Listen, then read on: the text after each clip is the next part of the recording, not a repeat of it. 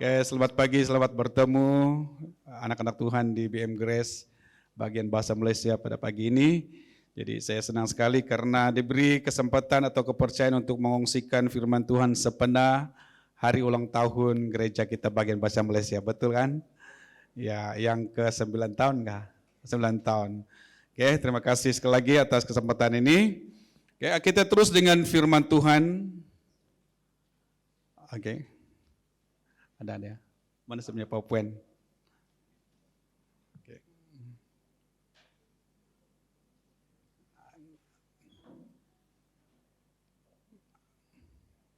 PowerPoint tadi. Oke, firman Tuhan yang telah saya ambil di dalam Matius bab yang kelima. Ayat 14 sampai ayat yang ke-16.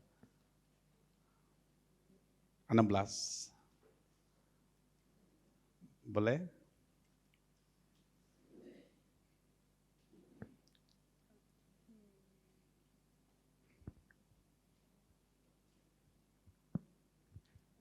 Matius bab yang ke-5, ayat 14 sampai ayat ke-16.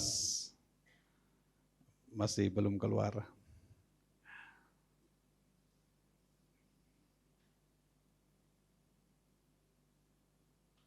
Kita sama-sama membaca bagian ayat firman Tuhan ini. Oke, 1, 2, 3. Kamu adalah terang dunia. Sekali lagi, 1, 2, 3. Kamu adalah terang dunia. Kota yang terletak di atas gunung tidak mungkin tersembunyi. Lagi pula orang tidak menyalakan pelita lalu menyatakannya di bawah gantang, melainkan di atas kaki dian sehingga menerangi semua orang di dalam rumah itu. Demikianlah hendaknya terangmu bercahaya di depan orang, supaya mereka melihat perbuatanmu yang baik dan memuliakan Bapa-Mu yang di surga. Ya, firman Tuhan yang telah diberikan kepada saya adalah, saya dapat titik. Klik, kalau tidak dapat. Jadilah terang dan garam dunia. Dapat? Belum lagi.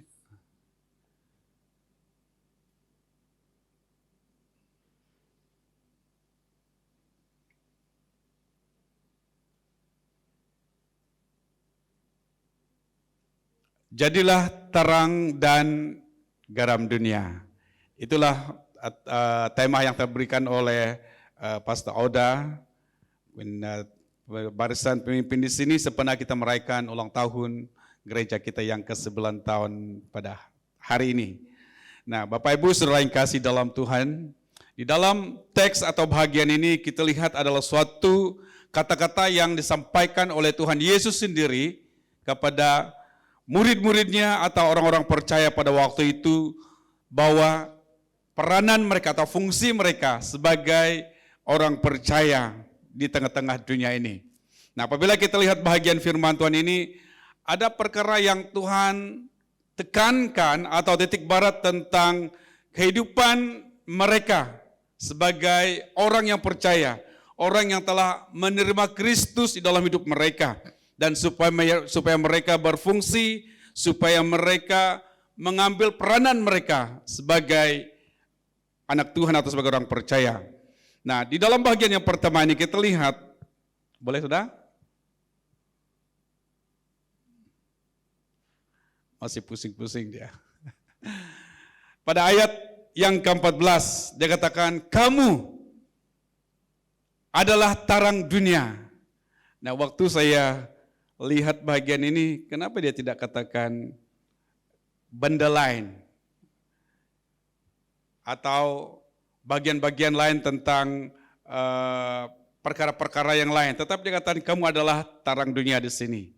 Nah, rupanya terang ini adalah satu hal yang sangat penting di dalam hidup kita sebagai manusia atau orang percaya. Bahkan sesiapapun yang ada di dunia ini. Dan sehingga dia menitik baratkan tentang terang. Oke, kasih keluar, boleh?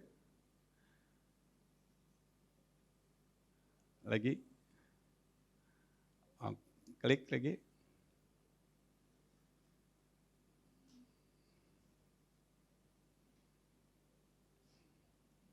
Nah, di dalam bagian ini kenapa dia katakan di sini adalah kamu adalah terang dunia di sini. Boleh keluar?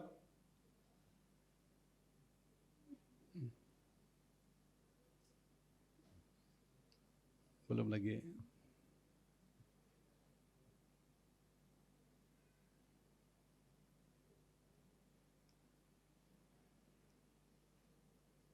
Oke, mungkin belum lagi dia punya PowerPoint. Tapi yang pertama itu adalah karena Pastor Oda bagi saya dia jadilah garam. Tapi saya ikut tuh garam lah. Dia katakan kamu adalah garam dunia. Itu yang pertama Pastor Oda bagikan tema itu mulai daripada garam. Dia cakap mulai daripada garam sini. Nah, waktu saya perhatikan kenapa dia menitik barat tentang garam di sini. Nah, saya pikir kenapa dia tidak pakai benda-benda lain atau hal-hal yang lain. Oke, sudah keluar dia. Oke. Nah, kita lihat kembali kepada bagaimana BEM ditubuhkan di Pulau Borneo ini. Dan kita lihat di dalam kalender BEM atau SIB pada tahun 1928, apa tujuan missionaries datang ke Pulau Borneo ini? Apa makna kenapa mereka datang di sini? Nah, kita lihat di dalam bagian kalender kita BM di sini adalah menjadi saksi Yesus Kristus. Kayak di dalam Kisah Para Rasul itu.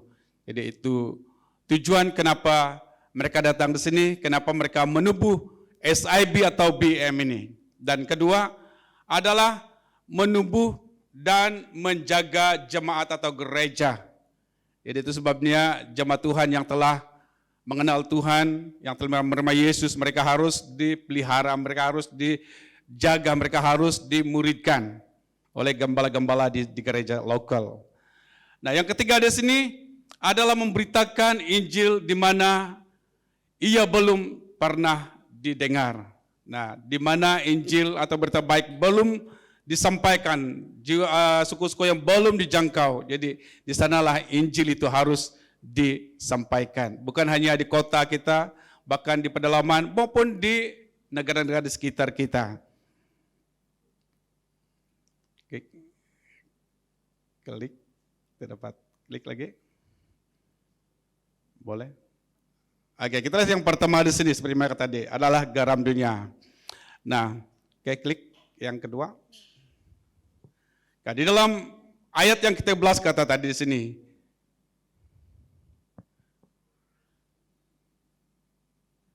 dia lari.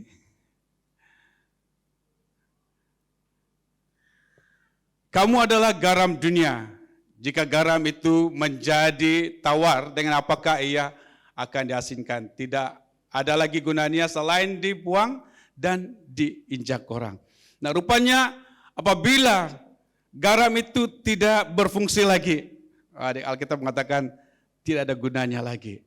Nah, itu berarti di sini peranan kita sebagai jemaat Tuhan adalah hal yang sangat penting karena dia akan menjadi apa? Kita akan menjadi garam. Fungsi kita sebagai garam di tengah-tengah dunia ini. Nah, saya lihat beberapa perkara tentang fungsi garam ini. Kenapa Tuhan Yesus menitik barat tentang garam di sini?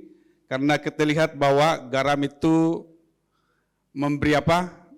Rasa enak untuk makanan yang kita akan sajikan. Nah, bagaimanapun seseorang masak di dapur atau di tempat mereka masak, kalau tidak disimpan garam, rasa makanan itu akan tawar dan tidak akan rasa nyaman atau tidak rasakan enak. Nah, rupanya fungsi garam itu adalah memberi makanan itu rasa apa? Nyaman, rasanya enak bagi kita yang memakan sayur apapun masakan yang akan dibuat. Nah, lalu saya pikirkan bahwa kehidupan kita sebagai jemaat Tuhan adalah memberi rasa enak kepada orang di sekitar kita. Nah, satu contoh yang kita lihat di dalam Kisah Para Rasul, Kalau kita lihat di dalam Kisah Para Rasul bagaimana jemaat Tuhan yang pertama menerima Tuhan atau mendengar kabar baik itu, Alkitab mengatakan mereka itu disukai. Bukan hanya sebagian, Alkitab mengatakan semua orang. Dan setiap hari, setiap minggu, setiap bulan, jumlah mereka akan bertambah. Nah, itu berarti di sini bahwa kehidupan jemaat Tuhan pertama itu bukan mereka, kehebatan mereka, kekayaan mereka, dan hal-hal yang lain. Tetapi karena ada sesuatu yang menarik yang akan dilihat oleh orang yang tidak mengenal Tuhan terhadap mereka. Sehingga Alkitab mengatakan bahwa mereka disukai, mereka merasa senang, mereka merasa damai, mereka merasa tentram karena kehadiran mereka. Nah, Bapak Ibu saudara kasih dalam Tuhan, kita sebagai jemaat Tuhan di BNM Grace juga yang diletakkan di tengah-tengah bandar ini. Nah, saya percaya bahwa kota Grace ini atau BM Grace ini adalah di tengah-tengah kota di Bandar Kucing ini. Nah, walaupun kita satu anggota yang kecil, anggota yang tidak begitu ramai seperti gereja-gereja lain, seperti garam tadi, di mana garam itu memberi satu keadaan yang memberi enak atau rasa nyaman kepada masakan kita. Nah, apabila hidup kita, karakter kita, sikap kita sebagai jemaat Tuhan, waktu kita bergaul dengan orang-orang yang bukan seiman dengan kita, jadi mereka merasa nyaman, mereka merasa senang, mereka merasa sesuatu yang berbeza waktu kita bergaul, waktu kita bercakap, waktu kita bersama-sama dengan mereka tertarik. Mereka merasa tentram karena sikap dan keadaan kita. Nah, ini yang kita lihat tentang fungsi garam ini di dalam kehidupan kita yang Tuhan Yesus gambarkan kepada murid-muridnya bahwa kamu adalah garam. Rupanya garam memberi satu fungsi yang sangat penting di dalam masakan kita atau hal-hal yang kita ingin lakukan di dalam makanan kita. Dia membuat kita rasa nyaman atau enak. Nah, yang kedua juga fungsi garam juga kita lihat di mana garam ini membawa satu pengaruh. Kan, garam ini walaupun dia kecil, kalau dia simpan di dalam air atau masakan yang kita buat, dia akan mempengaruhi segala keadaan itu. Dia akan memberi satu rasa yang enak atau nyaman, sedap kalau kita makan dia. Kalau tidak ada garam, dia akan hampar, dia akan tawar dan tidak ada rasa. Nah, tetapi apabila ditaruhkan garam, jadi garam itu akan memberi pengaruh di dalam makanan itu. Nah, ini juga menggambarkan hidup saya dan kita sebagai jemaat Tuhan yang sudah mengenal Tuhan dan khususnya di BM Grace ini, bahwa kita akan membawa satu pengaruh kepada orang-orang lain di sekitar kita. Bukan oleh karena kita lebih hebat daripada gereja lain atau seorang pemimpin yang kenamaan atau seorang yang pintar di dalam sesuatu, tetapi oleh karena karakter kita, sikap kita, di mana kita dapat mempengaruhi orang-orang yang bukan mengenal Tuhan. Nah, satu contoh yang kita lihat di dalam Alkitab, yaitu Daniel. Nah, Alkitab mengatakan bahwa Daniel adalah orang yang pintar, orang yang tidak terpengaruh dengan budaya keadaan orang-orang yang tidak mengenal Tuhan di kerajaan Babel. Nah, kalau kita lihat di dalam bab yang ke-6 itu, di mana di dalam bagian itu mengatakan bahwa Daniel melakukan pekerjaannya dengan baik, dengan adil, dengan tersusun, teratur. Dan firman Tuhan mengatakan tidak ada kelalaian, tidak ada sesuatu kesalahan di dalam dia mengerjakan pekerjaannya. Dan sehingga Raja Darius kagum, heran melihat pekerjaan Daniel. Dan sehingga teman-teman Daniel ini tidak senang. Teman-teman Daniel ini tidak ingin menjatuhkan dia daripada kedudukannya. Lalu mereka ingin memperangkapkan dia. Oleh karena Daniel ada seorang yang kuat di dalam doa. Karena di dalam hal-hal yang lain tidak ada kelalaian, tidak ada kekurangan. Nah, apa yang terjadi? Alkitab mengatakan mereka buat suatu sepakatan untuk menjatuhkan Daniel, memberikan suatu usulan kepada Raja Darius supaya seluruh rakyat di dalam kerajaan Babel itu menyembah kepada raja selama 30 hari. Dan waktu surat itu diumumkan kepada seluruh rakyat di dalam kerajaan Babel, Alkitab mengatakan bahwa seluruh rakyat gemetar dan takut karena tidak mau dibuang di dalam gua singa. Tetapi apa yang dilakukan oleh Daniel? Alkitab mengatakan Daniel melakukan ibadahnya seperti biasa. Dia tidak dipengaruhi dengan situasi yang diumumkan di dalam kerajaan itu. Tetapi apa yang berlaku oleh karena kesetiaan Daniel ditangkap dan lalu dibuang di dalam gua singa. Alkitab mengatakan Daniel duduk dengan tenang dan tidak diapa-apakan oleh singa tersebut. Dan waktu Raja Darius datang ke gua singa itu, dia panggil nama Daniel. Hai Daniel, apakah masih hidupkah engkau? Apakah Allah yang kau sembah telah menyelamatkan engkau? Lalu Daniel menyahut, ya Raja Tuhanku, aku masih hidup. Wah, Raja Darius begitu heran. Karena Daniel tidak dimakankan oleh singa itu. Dan lalu Daniel ditarik dari gua singa. Apa kata Raja Darius? Kita harus takut kepada Allahnya Daniel. Dan orang yang menuduh Daniel ditangkap dan dibuang di dalam gua singa. Alkitab mengatakan sebelum mereka jatuh, mereka sudah diterkam oleh singa-singa tersebut.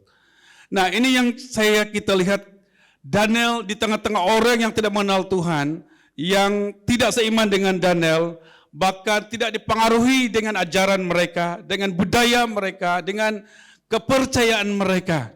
Tapi Daniel berdiri teguh di dalam imannya kepada Allah yang dia imani. Dan sehingga Raja Darius mengatakan, kita harus takut kepada Allahnya Daniel. Bukan Daniel yang bercakap, tapi Raja yang melihat kehidupan Daniel, mencerminkan bagaimana dia dapat mempengaruhi seluruh kerajaan Babel ini, bahkan Raja sendiri. Nah, ini yang kita dapat lihat kenapa Tuhan Yesus mengatakan kamu adalah garam dunia. Dan Daniel adalah garam di tengah-tengah orang yang tidak mengenal Tuhan, di mana orang Babel melihat bagaimana iman Daniel dapat mempengaruhi keadaan di kerajaan Babel. Bukan Daniel dipengaruhi, tetapi iman Daniel dipengaruhi di seluruh kerajaan Babel. Bahkan raja sendiri melihat kuasa Tuhan di dalam pribadi Daniel.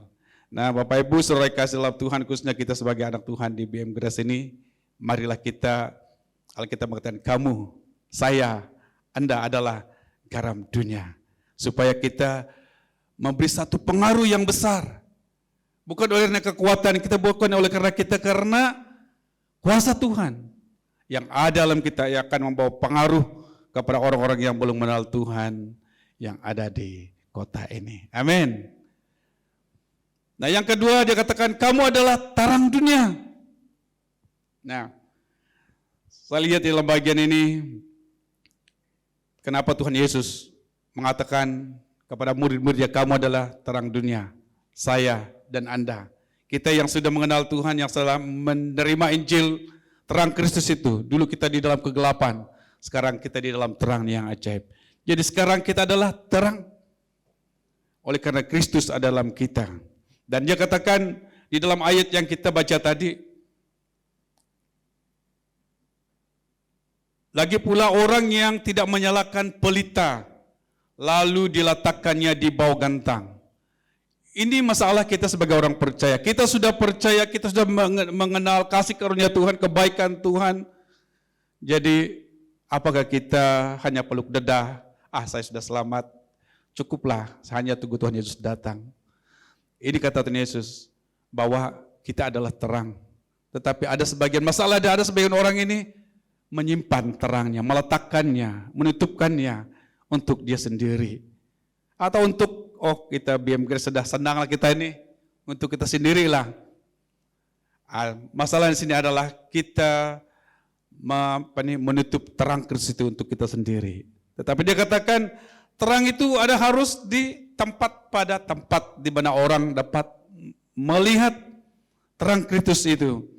Nah, Bapak Ibu saudara kasih dalam Tuhan, ini hal yang perlu kita lakukan di dalam kehidupan kita sebagai orang Kristen adalah menjadi terang kepada teman-teman di pejabat di tempat kita kerja maupun yang ada di bandar ini maupun luar dari bandar ini. Nah, suatu perencangan BM Sarawak sebenarnya ada gambar tapi oleh karena tidak ada PowerPoint adalah bukan hanya kita melayani yang hanya di Sarawak atau di tempatnya sendiri. Sekarang kita akan pergi keluar negara. Nah, pada tahun yang lalu ada satu tim dari Full Gospel Church Vietnam. Ada mereka datang ke Kuching pada tahun yang lalu dan melayani beberapa gereja di BM Sarawak. Di mana melalui kesaksian mereka ini, sebelum ini kalau kita lihat dengar tentang negara Vietnam adalah negara apa? Negara komunis kan? Dan kita tidak bebas untuk menginjil, beribadah, bahkan melakukan pelayanan-pelayanan sebagai orang percaya. Kita akan ditangkap, akan dihukum.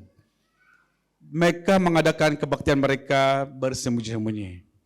Dan di mana pada suatu ketika ada tim pendoa-pendoa termasuk juga dari BM mewakili pusat mengadakan satu kebaktian di Vietnam.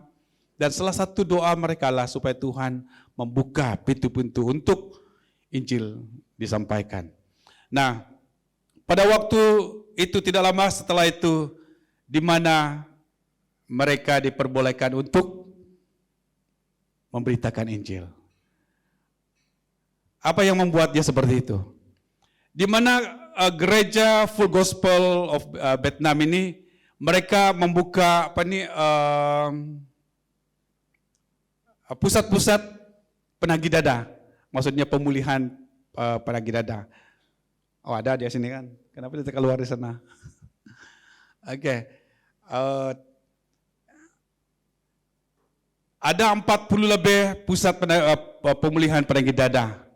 Dan waktu itu gereja mereka ambil alih untuk melayani mereka yang mengalami ketagihan ini. Dan waktu itu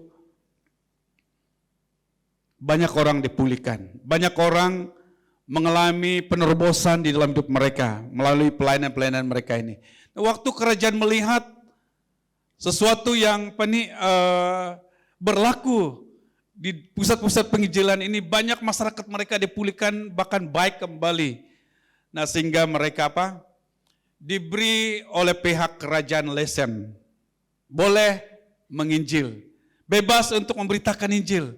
Ini negara komunis. Tetapi apa yang berlaku? Mereka tidak bebas jalan-jalan, tetapi mereka melakukan perbuatan baik, di mana mereka melayani orang-orang yang ketagih dada ini, sehingga pihak kerajaan tahu bahwa gereja ini membawa impak bagi masyarakat kita, membawa suatu perubahan orang-orang yang ketagih dada, dan sehingga sekali lagi pihak kerajaan memberi lesen mereka untuk memberitakan Injil. Kenapa? Karena mereka menjadi terang, mereka menjadi garam di kota, di negara mereka. Dan sekarang pihak gereja Full Gospel ini supaya meminta kita sebagai anak Tuhan di SIB atau BM ini bekerja sama supaya datang untuk membantu mereka. Sekarang dari ujung sampai di bawah terbuka dengan Injil. Nah, menurut kesaksian beberapa ibu atau dato nenek kita, mereka selalu berdoa untuk negara Vietnam ini, negara komunis, salah satu negara yang selalu berdoa. Dan saya percaya sekarang pintunya terbuka supaya kita pergi untuk menyampaikan kabar baik bagi mereka. Dan marilah kita sebagai jemaat Tuhan, BM Grace, Darah Kucing, dan seluruh BM ini mengambil peranan untuk terlibat di dalam memenangkan jiwa yang ada di negara Vietnam ini. Amin. Mungkin kita tidak dapat pergi secara tenaga, kita boleh berdoa, kita boleh menyumbang. Jadi daerah kita dan beberapa gereja akan bergabung untuk sponsor missionaries atau penginjil. Bukan dari kita, tetapi orang mereka sendiri yang akan kita bantu. Jadi itulah satu perancangan kita bersama-sama dengan gereja Full Gospel Church di Vietnam ini. Nah, Bapak Ibu saudara kasih dalam Tuhan, itulah tujuan Yesus mengatakan kamu adalah terang kepada murid-muridnya dan kepada saya dan Anda, supaya kita menjadi terang di tengah-tengah kota kita, di tengah-tengah keluarga kita, suku kita, bahkan negara-negara yang belum mengenal Tuhan. Dan sebagai dapat keluar sudah, yang terakhir kesimpulan, saya bayar dari sini ya. Oke, sikap dan karakter kita lebih berkesan daripada 1000 kata yang diucapkan. Nah, ada orang yang begitu fasih kalau bercakap, berbicara, luar biasa. Tetapi satu masalah dia, apa yang mereka ucapkan, apa yang mereka katakan itu tidak menjadi mereka tidak melakukannya. Nah, tetapi ada orang yang tidak banyak cakap tapi banyak kerja, dan juga dia karakternya, sikapnya dapat mempengaruhi orang. Dan sekali lagi, bahwa sikap dan karakter kita lebih berkesan daripada 1000 kata kita ucapkan. Saya masih ingat satu nasihat seorang guru waktu dia mengajar di sekolah Alkitab. Dia katakan, khotbah kita hanya 20% di mimbar, tetapi 80% adalah hidup kita di luar sana. Banyak orang boleh berkhotbah berapi-api, tidak salah, tetapi hidup mereka tidak mencerminkan apa yang mereka kongsikan. Tidak menjadi karakter mereka berbeza daripada apa yang disampaikan. Itu yang dikatakan tadi. Sikap dan karakter kita lebih berkesan, lebih memberi impak kepada orang daripada 1000 kata. Dan yang kedua, sebab di luar aku atau di luar Yesus, itu kata Tuhan Yesus, kamu tidak dapat berbuat apa-apa. Nah, Bapak Ibu saudara kasih dalam Tuhan, Alkitab mengatakan, Yesus mengatakan, akulah pokok anggur, kamulah ranting-rantingnya, kamulah dahan-dahannya. Nah, kita lihat bahwa dahan itu tidak dapat menghasilkan bunga, menghasilkan buah, apapun, dia akan kering, dia akan mati. Tetapi apabila kita di dalam Tuhan, jadi segala sesuatu, Tuhanlah sumber kita. Sekali lagi, bahwa kita akan menjadi garam, kita akan menjadi terang apabila kita di dalam Kristus. Karena dialah sumber terang itu, dialah sumber kuasa itu.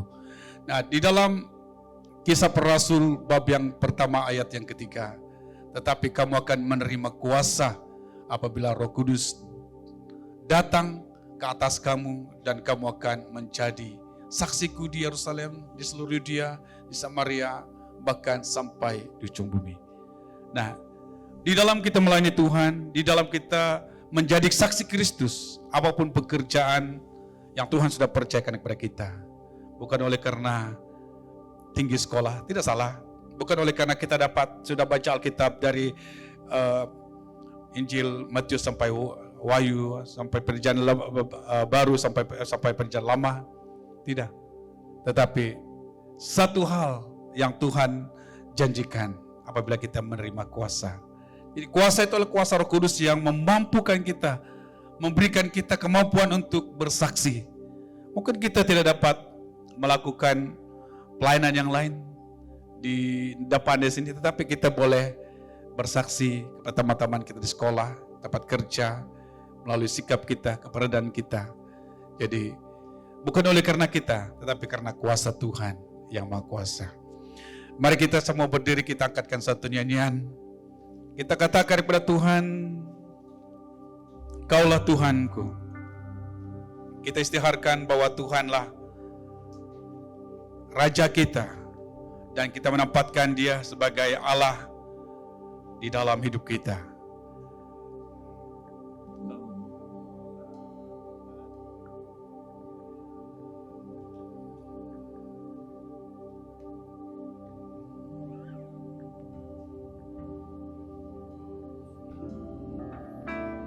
Kita angkatkan suara ini, Kaulah Tuhanku, Kaulah Rajaku, sebagai doa kita, dan akuikan Dia sebagai Allah di dalam hidup kita.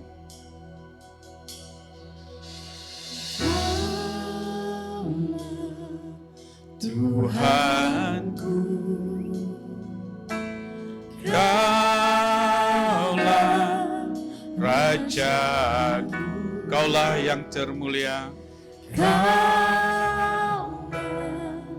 yang mulia di surga, di bumi, dan di surga. Sekali lagi kita katakan, Kaulah Tuhanku, Kaulah Tuhanku, Kaulah Rajaku, Kau yang termulia di bumi dan di surga. Ku sembah Kau Tuhan, ku sembah Kau Tuhan, ku sembah Kau Tuhan, ku puji, ku muliakan nama-Mu. Ku sembah Kau Tuhan, ku sembah Kau Tuhan, ku puji, ku muliakan nama-Mu. Ku sembah Kau Tuhan, ku sembah Kau Tuhan, ku sembah Kau Tuhan, ku puji, ku muliakan nama-Mu. Ku sembah Kau Tuhan, ku sembah Kau Tuhan, ku puji, ku muliakan nama-Mu. Ku sembah Kau Tuhan, ku sembah Kau Tuhan, ku sembah Kau Tuhan, ku puji, ku muliakan nama-Mu.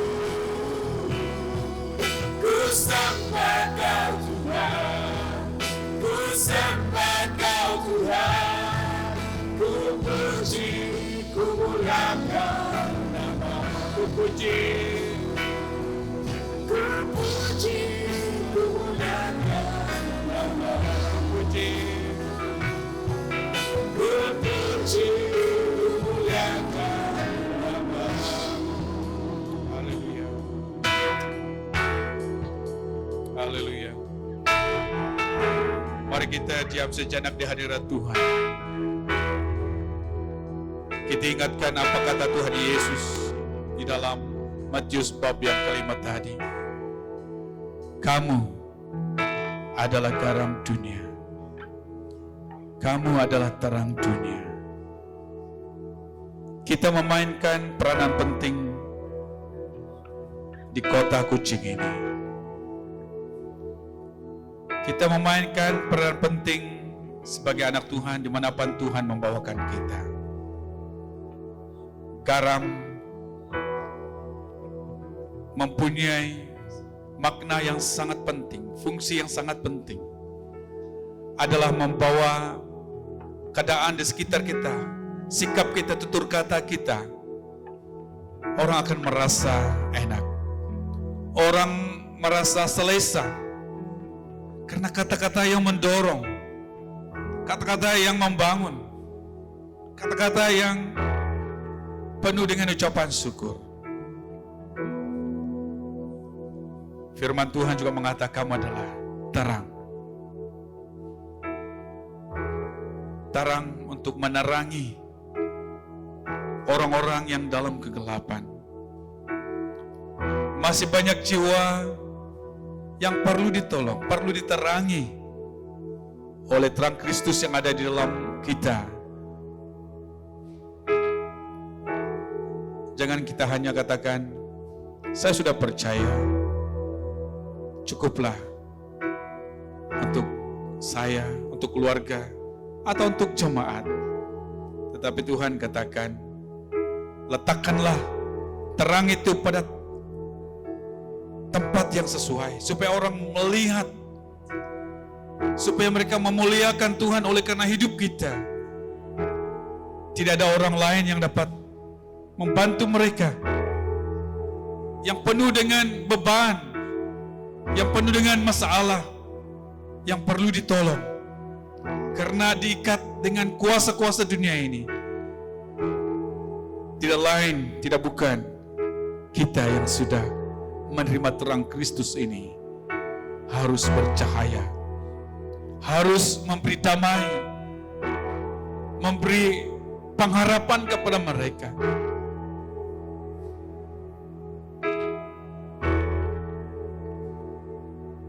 Kita bersyukur Allah yang kita kenal di dalam Yesus, Allah yang maha besar, yang patut kita tinggi dan sembah. Ku sembah Kau Tuhan, ku sembah Kau Tuhan, ku puji, ku muliakan nama-Mu. Ku sembah Kau Tuhan, ku sembah Kau Tuhan, ku puji, ku muliakan nama-Mu. Ku sembah Kau Tuhan, ku sembah Kau Tuhan, ku sembah Kau Tuhan, ku puji, ku muliakan nama-Mu. Ku sembah Kau Tuhan, ku sembah Kau Tuhan, ku puji, ku muliakan nama-Mu. Ku puji, ku puji, ku muliakan nama-Mu. Ku puji, ku muliakan nama-Mu.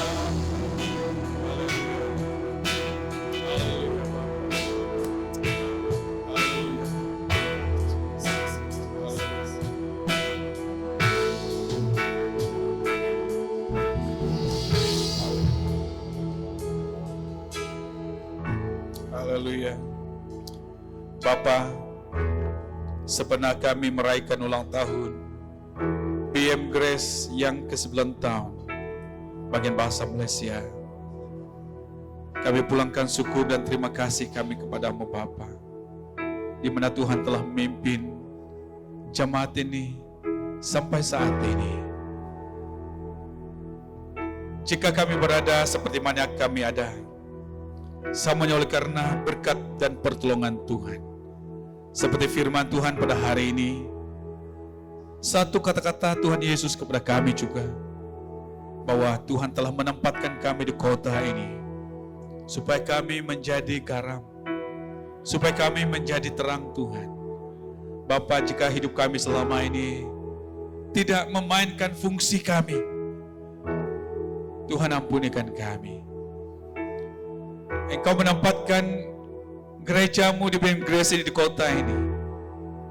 Tuhan punya tujuan yang sangat penting. Walaupun mereka gereja yang bilangan yang kecil, seperti garam itu, tetapi dapat mempengaruhi kota ini di dalam nama Tuhan Yesus Kristus. Pakai mereka Tuhan. Kesaksian hidup mereka, keberadaan mereka, orang akan melihat terang Kristus itu. Melalui kata-kata mereka, melalui keberadaan mereka, sesuatu yang berbeza daripada orang-orang lain. Tuhan, hamba berdoa, berkati hamba-Mu, Pastor Oda dan keluarga. Pakai mereka dengan urapan yang baru, dengan kuasa-Mu Tuhan, untuk memimpin, mengembalakan jemaat ini. Dan melalui jemaat-jemaat yang dipimpin oleh beliau, jemaatnya akan berkembang, bertumbuh, dan akan banyak jiwa akan dimenangkan melalui mereka Tuhan. Seperti firman Tuhan di dalam Kisah Para Rasul, supaya orang-orang lain akan tertarik karena kasih Kristus, cahaya Kristus, terang Kristus melalui anggota jemaat yang ada di tengah-tengah kota ini. Di dalam nama Tuhan Yesus, Engkau rapi setiap pribadi, pakai setiap pribadi Tuhan. Tuhan, kemungkinan ada hal-hal yang membuat cahaya dan terang Kristus itu tidak bersinar oleh karena dosa, oleh karena ikatan-ikatan yang telah mengikatkan kami, menghalang kami. Dalam nama Yesus, darah Yesus menguduskan pikiran kami, menguduskan hati kami.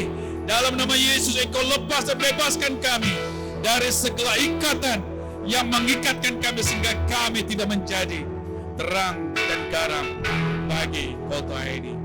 Tuhan, tolong biar terang Kristus lagi bercahaya di dalam kehidupan kami, Bapa. Terima kasih Tuhan Yesus, hamba-Mu telah berhenti berbicara, tetapi Roh Kudus menghidupkan firman Tuhan di dalam setiap hati kami. Di dalam nama Tuhan Yesus Kristus kami beralaskan doa ini. Sama jemaat Tuhan katakan, amin, amin.